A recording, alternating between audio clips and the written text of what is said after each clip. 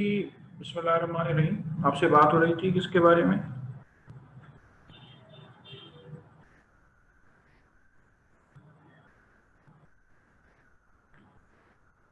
Immunity के बारे में बात हो रही थी। सेल मेडिएटेड इम्यूनिटी के बारे में आपसे बात करने जा रहा हूं फर्दर। ठीक है, going to tell you about cell mediated immunity.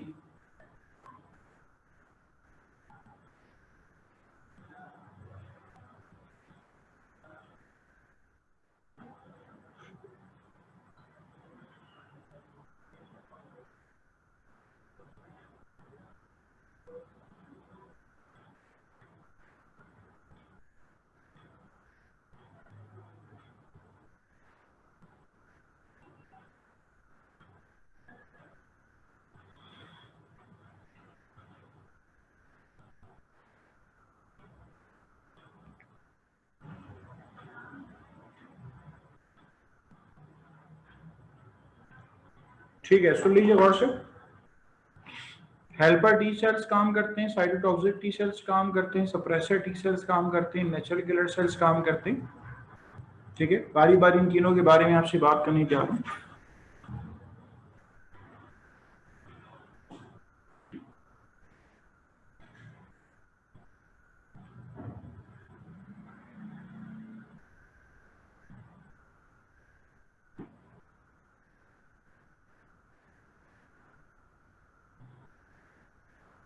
Helper T sales जो हैं उनको हम CD4 सेल्स का भी नाम देते हैं।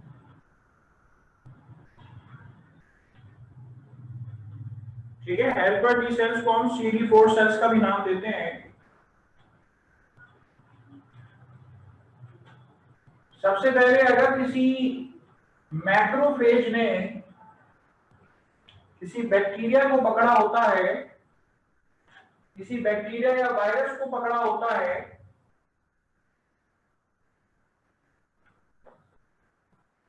ठीक है, आपके पास सेल का नाम है मैक्रोफेज।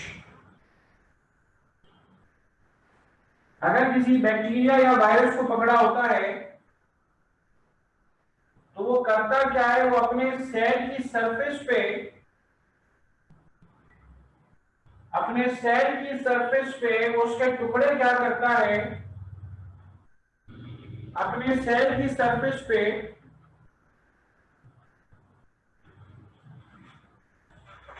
उसके टुकड़े जो है वो प्रेजेंट कर देता है।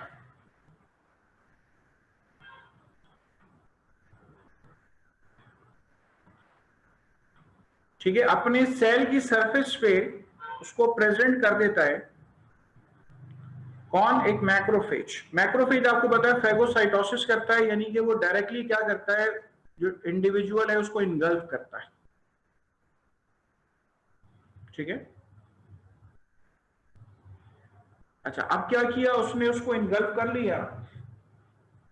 ठीक है, इनगल्फ करने के बाद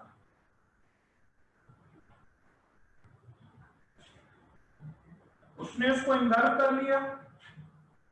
इनगल्फ करने के बाद आपके पास ये मौजूद है, आपके पास CD4 सेल्स।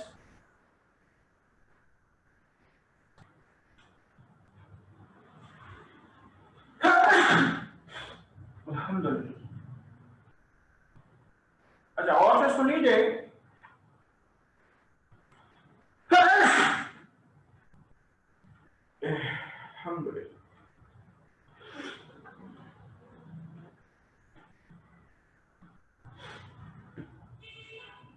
ये जो CD4 सेल है,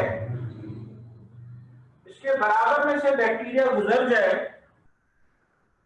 ठीक है, इसके बराबर में से बैक्टीरिया गुजर जाए, वो उसको कुछ भी नहीं कहे।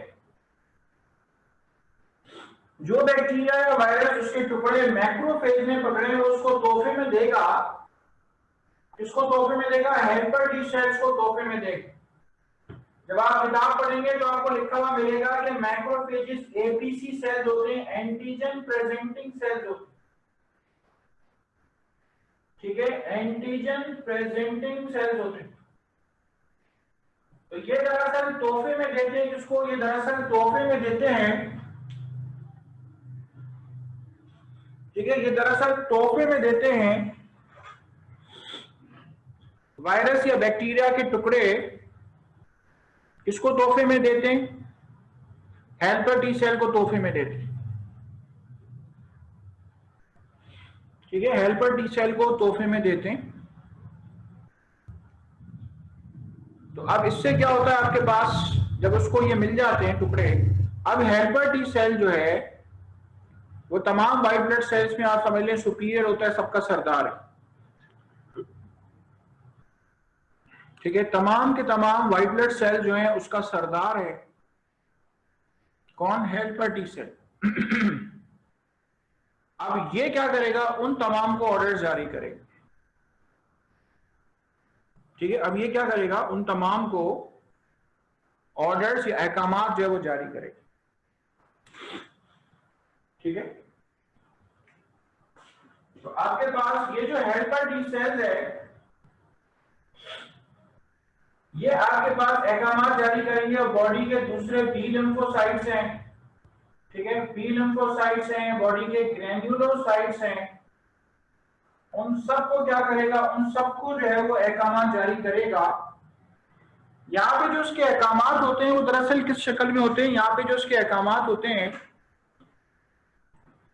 वो दरअसल मुख्तलिफ केमिकल मीडिएटर्स या केमिकल सब्सटेंसेस की शक्ल में होते हैं। ठीक है, यहाँ पे जो उसके ऑर्डर्स होते हैं वो दरअसल आपके पास केमिकल मीडिएटर्स, केमिकल सब्सटेंसेस की शक्ल में मौजूद होते हैं। ठीक है, चलें, तो इस तरीके से क्या होता है आपके पास, इस तरीके से एक हेल्पर टी सेल जो है वो काम करता है। बॉडी के तमाम व्हाइट ब्लड सेल्स, बॉडी के तमाम व्हाइट ब्लड सेल्स में दूसरे टी लिम्फोसाइट्स भी आ जाते हैं, cytotoxic suppressor T cell, natural killer cell, सबको डायरेक्टिव दे सकते हैं। ठीक है, सबको ऑर्डर्स दे सकते हैं। तो हेल्पर टी सेल इन सब में आपके पास सुपीरियर है, ये आके कंबाइन होते हैं। अच्छा, एक और बात सुन लें कि मैक्रोफेजेस की सरफेस पे जो चीज मौजूद थी वो मैंने आपको शायद लास्ट टाइम बताई थी, MHC2 मौजूद होती है। तो MHC2 आके कंबाइन हुआ है CD4 रिसेप्टर से, और वो जो मैक्रोफेजेस के MHC2 हैं वो एक्चुअली किसके साथ जुड़े हुए थे? वो एक्चुअली जुड़े हुए थे उसके साथ बैक्टीरिया वायरस के टुकड़ों के साथ, यानी एंटीजेंस के साथ जुड़े हुए थे। ठीक है, तो इस तरीके से क्या हुआ आपके पास, इस तरीके से उसने अपने टुकड़े दे दिए, उसको हेल्पर टी सेल्स को टुकड़े दे दिए। अब ये हेल्पर टी सेल्स बॉडी के तमाम व्हाइट ब्लड सेल्स को डायरेक्टिव्स देगा। ठीक है, फर्ज करें इस मैक्रोफेज ने किसी पॉलिन ग्रेन वगैरह के टुकड़े पकड़े। बाद एस्थमा के मरीजों को पॉलिन ग्रेन से एलर्जी होती है, वो इस्लामाबाद जाते हैं तो वहां पे क्या होता है, वहां पे उनको जो है वो एस्थमा का अटैक ज्यादा हो जाता है। जरूरी नहीं है लंग्स के रास्ते पॉलिन ग्रेन्स बॉडी में जाएं तो फिर एस्थमा का अटैक हो, अगर स्किन के साथ भी कांटेक्ट में आते हैं पॉलिन ग्रेन्स तो उस सूरत में क्या हो सकता है, उस सूरत में उनको एस्थमा का जो है वो अटैक नजर आता है। अब मैक्रोफेज आप समझ लें कि पॉलिन ग्रेन के टुकड़े जो है पकड़ने के बाद किसको देगा? हेल्पर टी सेल को देगा। हेल्पर टी सेल क्या करेगा? बॉडी के जो मास्ट सेल्स हैं, बॉडी के जो बेसोफिल सेल्स हैं उनको स्टिमुलेट करेगा। इससे क्या होगा? पूरा एक कैस्केड ऑफ रिएक्शन शुरू हो जाएगा। ठीक है, पूरा एक सीरीज ऑफ इवेंट्स जो है वो यहाँ पे शुरू हो जाएंगे। तो जब सीरीज ऑफ इवेंट्स यहाँ पे शुरू हो जाएंगे, ठीक है, सीरीज ऑफ इवेंट्स यहाँ पे शुरू हो जाएंगे तो इससे क्या होगा आपके पास? इससे होगा ये, जब सीरीज ऑफ इवेंट्स आपके पास शुरू हो जाएंगे तो फिर एस्थमा का जो अटैक है वो नजर आए। चले, that's how the helper T cells work. Helper T cells को CD4 सेल्स भी कहते हैं। CD stands for cell differentiation factor 4 cells. करें, नोट करें, एक एक सेल को अलग अलग नोट करने की आदत डालें, तो नोट करें।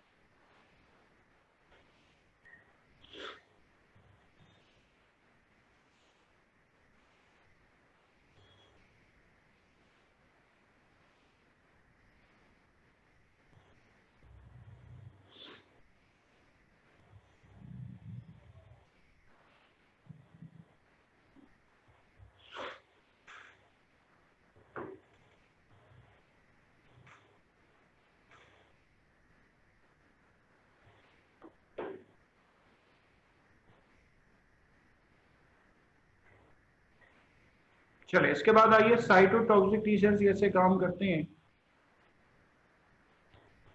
साइटोटॉक्सिक टी सेल्स काम करते हैं bye the method of cytotoxicity. ठीक है, वो जिस मेथड के जरिए काम करते हैं वो मेथड कहलाता है आपके पास cytotoxicity. Cytotoxic T cells, cytotoxic T cells काम करते हैं साइटोटॉक्सिसिटी के जरिए। ठीक है, they work by the method of cytotoxicity. ठीक है, वो साइटोटॉक्सिसिटी के जरिए जो है वो काम करते हैं।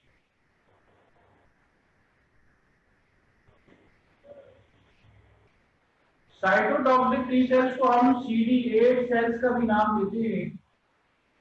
ठीक है, they are also termed as CD8 cells. ये देखिए, ये आपके पास CD8 सेल है।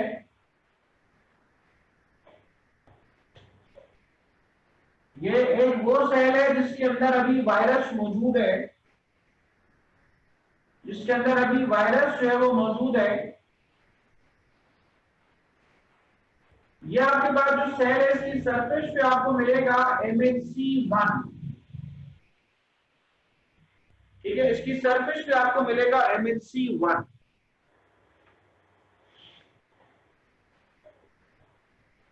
तब होगा क्या, होगा ये कि ये आएगा CD8 रिसेप्टर इसका MHC1 से कंबाइन होगा। जब CD8 रिसेप्टर MHC1 से कंबाइन होगा तो ये केमिकल इस सेल के अंदर डाल देगा। जब केमिकल सब्सटेंसेस इस सेल के अंदर डाल देगा तो वो केमिकल्स क्या करेंगे, उस वायरस को फौरन फौरन किल कर देंगे। ठीक है, वो क्या करेंगे, फौरन फौरन उस वायरस को जो है वो किल कर देंगे। ठीक है, दैट्स हाउ। ठीक है, इस तरीके से क्या होता है, इस तरीके से आपके पास ये काम करता है।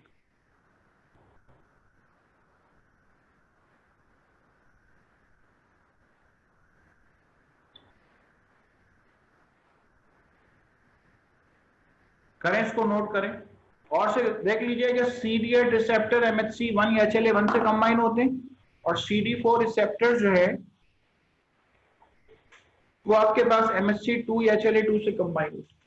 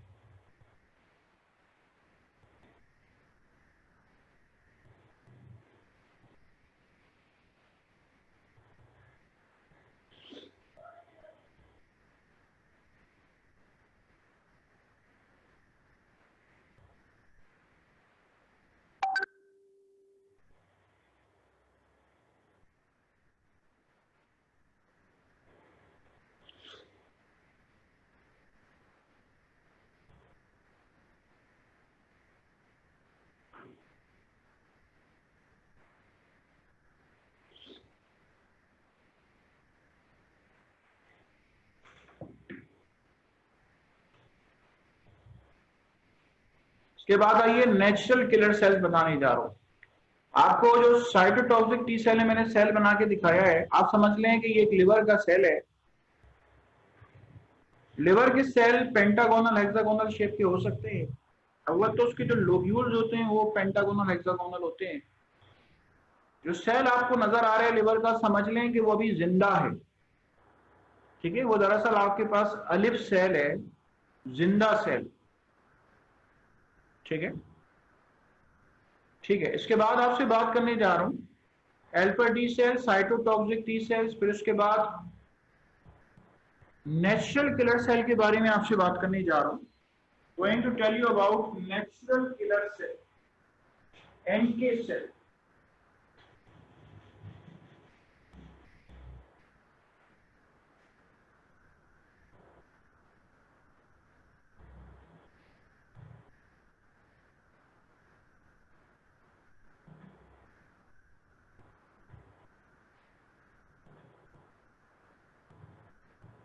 नेचुरल किलर, ठीक है, नेचुरल किलर सेल्स।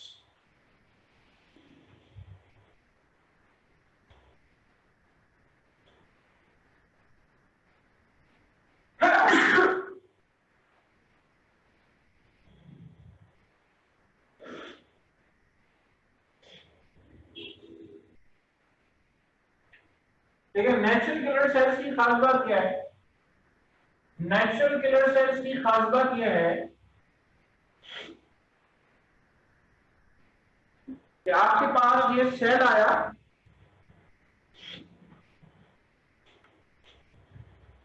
ये सेल जो है ये डिस्ट्रॉय हो चुका है, ये बॉडी का अपना सेल है, इसको क्या किया, इसको वायरस ने डिस्ट्रॉय कर दिया।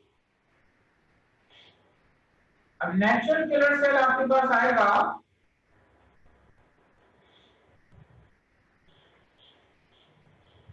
ठीक है, नेचुरल किलर सेल आएगा और ये नेचुरल किलर सेल क्या करेगा? जब ये नेचुरल किलर सेल आएगा तो नेचुरल किलर सेल इसका तबाह करेगा। क्या ढूंढेगा? इसकी सरफेस पे ढूंढेगा कि इसकी सरफेस पे MHC1 है कि नहीं। ठीक है, ढूंढेगा कि इसकी सरफेस पे MHC1 जो है वो है कि नहीं। और से सुन लीजिए, ये वो बॉडी का अपना सेल है जो कि वायरस ने डिस्ट्रॉय कर दिया है। समझ लें किसी को लिवर कैंसर है तो समझ लें आप लिवर के सेल्स आहिस्ता आहिस्ता डिस्ट्रॉय होते जा रहे हैं, तो समझ लें आपकी वही लिवर का सेल। जब लिवर का अपना सेल डिस्ट्रॉय हो गया है तो इसकी सरफेस पे क्या होता है? इसकी सरफेस पे जो MHC1 होते हैं वो लॉस्ट हो जाते हैं। इसकी अपनी सरफेस पे जो MHC1 होते हैं वो दरअसल क्या होते हैं? वो दरअसल लॉस्ट हो जाते हैं। ठीक है, जब इसकी अपनी सरफेस पे जो MHC1 है वो लॉस्ट हो जाएंगे तो MHC1 लॉस्ट होने की वजह से, ठीक है, MHC1 लॉस्ट होने की वजह से क्या होगा? MHC1 लॉस्ट होने की वजह से आपके पास अब ये नेचुरल किलर सेल इसकी नेचुरल किलिंग करेगा एपोप्टोसिस के जरिए, इसलिए इसको नेचुरल किलर सेल का नाम दिया। ये सीरीज ऑफ इवेंट्स उसके अंदर जनरेट कराएगा कि जिसमें क्या होगा, जिसमें इसकी जो है वो ऑटोमेटिक किलिंग हो जाएगी, खुद ब खुद इसकी किलिंग हो जाएगी। ठीक है, so that's how the natural killer cell works. इस तरीके से आपके पास नेचुरल किलर सेल जो है वो काम करेगा।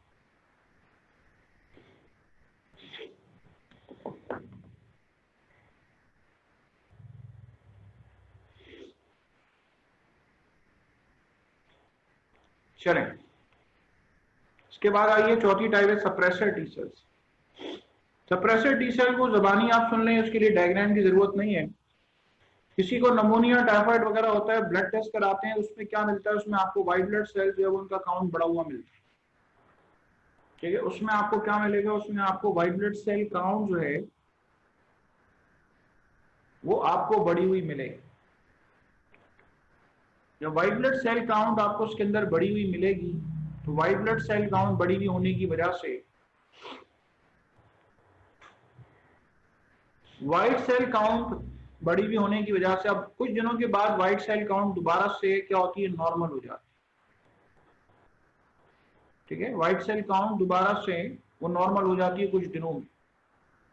जब व्हाइट सेल काउंट दोबारा से नॉर्मल होती है तो वो दोबारा नॉर्मल कौन करता है? वो सप्रेसर टी सेल्स करती है। ठीक है, they bring back the elevated white cell count to normal.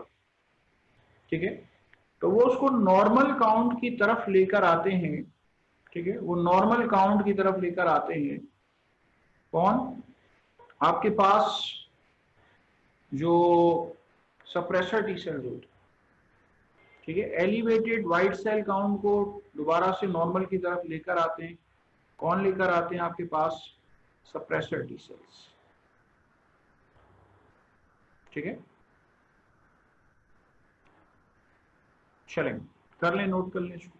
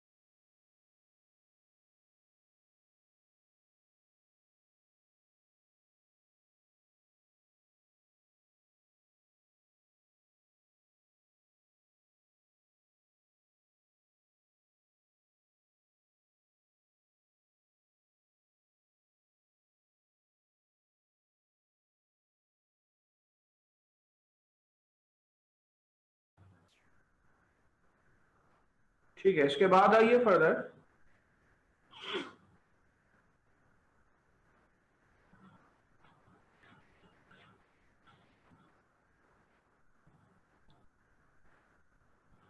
Next to it is, ठीक है, आपसे सेल मीडिएटेड इम्यूनिटी के बारे में मैंने बात कर ली है। This is provided by T lymphocytes.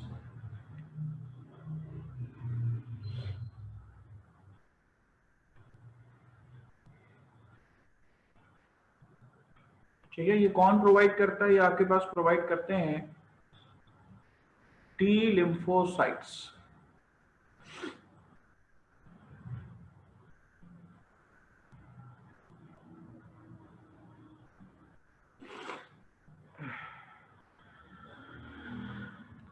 ठीक है।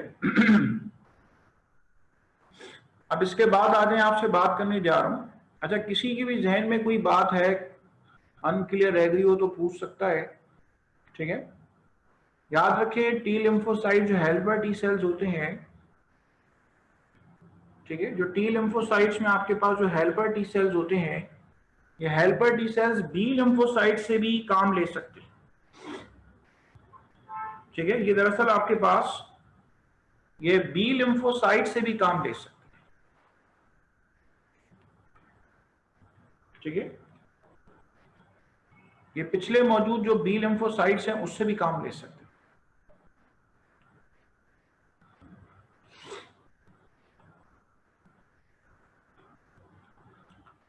चले, इसके बाद आइए, अब आपको मैं बताने जा रहा हूं। देखें, मैंने आपको एडॉप्टिव इम्यून सिस्टम बता दिया। एडॉप्टिव इम्यून सिस्टम आता है थर्ड लाइन ऑफ डिफेंस में। कुछ बातें उस दिन फरीन मलिक ने की थी, ठीक है, उसमें आपको बता दिया था कि एडॉप्टिव इम्यून सिस्टम जो है वो आता है किसके अंदर? वो आता है आपके पास थर्ड लाइन ऑफ डिफेंस। जी उसरा।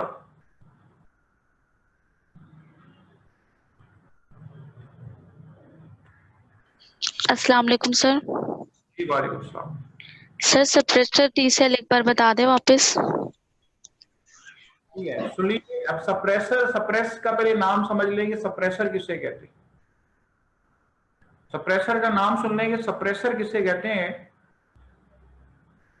जब कोई इन्फेक्शन खत्म हो जाए तो ऐसे इंसान की बॉडी में जो व्हाइट ब्लड सेल्स होते हैं वो क्या होते हैं? वो बढ़े हुए होते हैं। ठीक है, व्हाइट ब्लड सेल काउंट जो है ऐसे लिविंग में बढ़ी हुई होती है।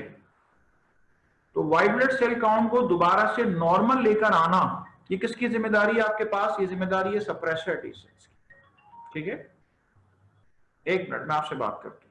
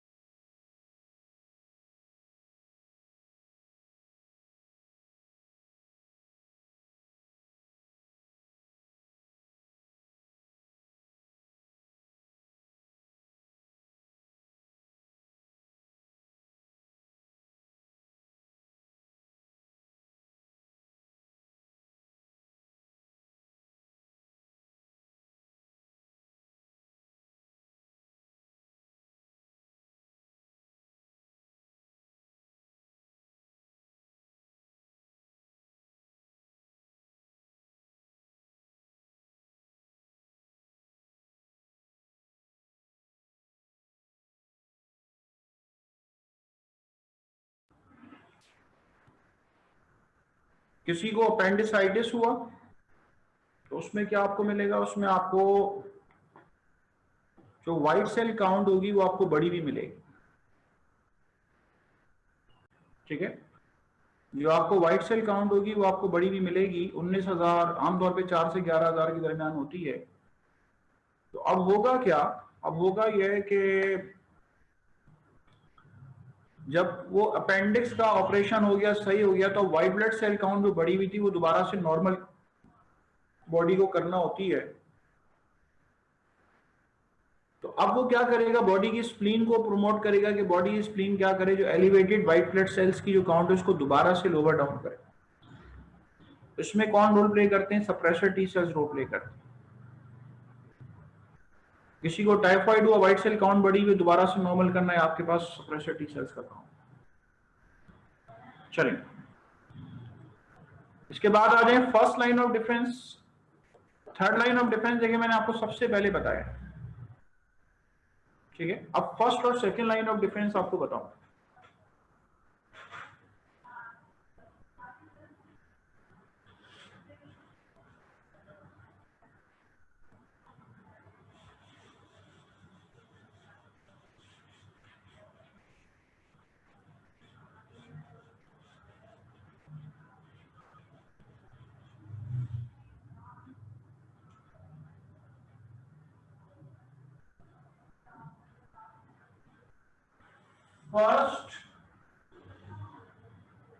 फर्स्ट लाइन ऑफ डिफेंस,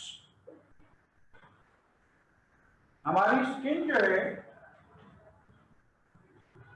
ठीक है, हमारी स्किन जो है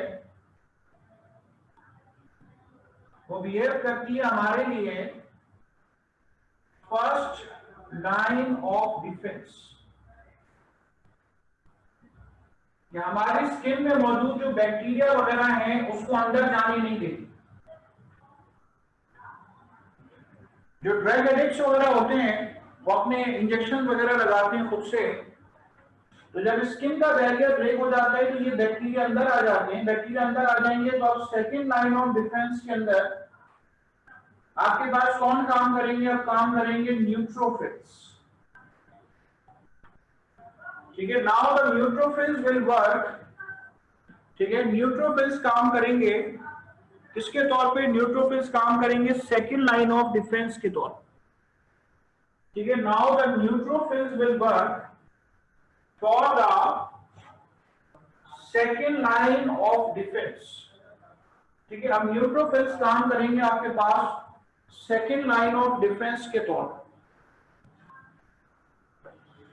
पर। ठीक है, और अगर सेकंड लाइन ऑफ डिफेंस से भी वो बच जाएंगे तो फिर बारी आएगी आपके पास थर्ड लाइन ऑफ डिफेंस की, यानी कि एडॉप्टिव इम्यून सिस्टम। ठीक है, so they actually work in a sequence. ठीक है, ये आपके पास काम करते हैं एक सीक्वेंस के अंदर।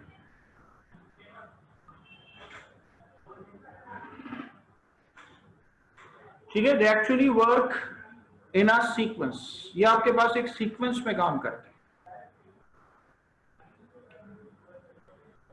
ठीक है, इसके बाद आपसे बात करने जा रहा हूं, आप में से मुझे कोई बताएगा व्हेन वी से देयर इज इन्फ्लेमेशन, हम कब कहते हैं कि वहां पे इन्फ्लेमेशन हुई है, कोई बताएगा आप में से? फरीन आप बता रहे जरा, आप कब कहते हैं कि इन्फ्लेमेशन हुई है?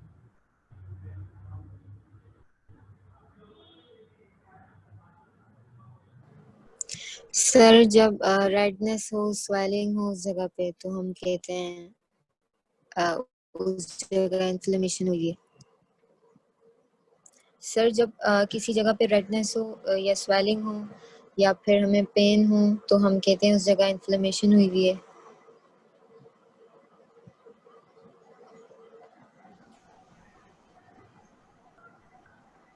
और चौथी चीज बोलो ना।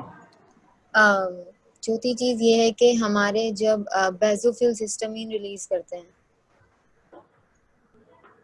रेडनेस हो, स्वेलिंग हो, अच्छा, वो रेडनेस स्वेलिंग भी होती है, पेन भी होता है, हीट भी होती है, हॉट भी होता है। ठीक है, yes. अगर चारों में से कोई एक भी चीज मौजूद होगी तो उसको हम क्या नाम देंगे? हम उसको नाम देंगे that this is what, this is inflammation. Inflammation. अच्छा, कॉम्प्लीमेंट प्रोटीन क्या होते हैं बताएंगे आप? सर कॉम्प्लीमेंट प्रोटीन्स मतलब सर ये एंटी माइक्रोबियल प्रोटीन्स होते हैं और मतलब ये मेरे ख्याल से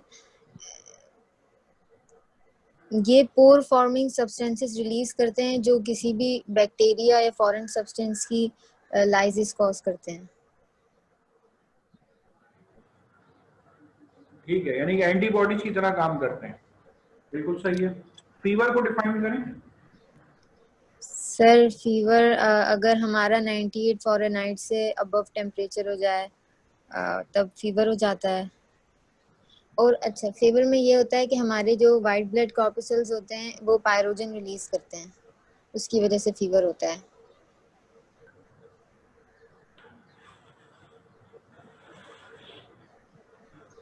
तो मुझे ये बताएं आप कि एंटीहिस्टामिन्स कौन रिलीज करते हैं? ईज़ोनोफिल्स। ठीक है, एंटीहिस्टामिन रिलीज करते हैं ईओसिनोफिल्स।